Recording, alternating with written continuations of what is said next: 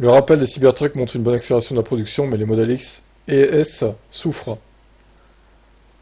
Ouais. Pourtant, moi, si on me donnait le choix entre un Cybertruck et une Model S, à prix équivalent, je prends la Model S, hein, clairement, sans hésiter, hein. Voire un Model X, du coup. Même si c'est un gros tank, bon, je préfère un Model X qu'un Cybertruck, hein.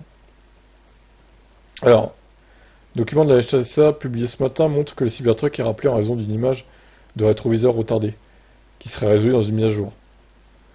Ah ouais, vu que c'est des... Ah ouais, ça c'est pas terrible parce qu'au final, y a un lag avec ce que vous voyez et puis ce que la caméra vous montre à l'écran, quoi. Ah ça c'est pas terrible, ouais, il faut corriger ça vite, hein. Pour la sécurité, c'est pas ouf.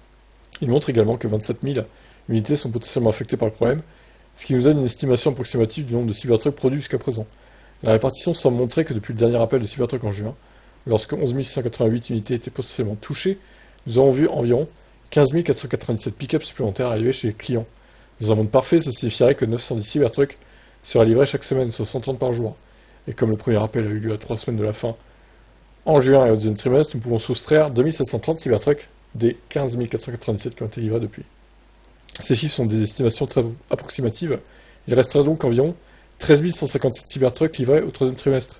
TCA a déclaré que 22 915 modèles SCX et Cybertruck ont été livrés au troisième trimestre. Il ne resterait donc que 9 758 modèles S et X à livrer, soit moins de 10 000 unités pour un trimestre entier. Moi, ce que je comprends pas, c'est qu'on ne nous communique pas précisément combien de Cybertrucks sont livrés, combien de Cybertrucks sont fabriqués. Il y a que chez Tesla, hein, que c'est nébuleux comme ça.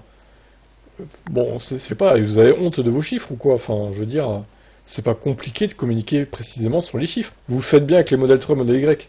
Pourquoi vous le faites pas avec les Cybertrucks? C'est dommage, je trouve. Les gens veulent savoir, hein, au bout d'un moment, combien il y a de ventes. On sait que c'est pas beaucoup, mais c'est pas grave, au pire. On sait que ça va augmenter dans le futur, hein, c'est pas une honte, quoi. Ouais, c'est bizarre de cacher comme ça les chiffres. Pourquoi ils font ça, à votre avis?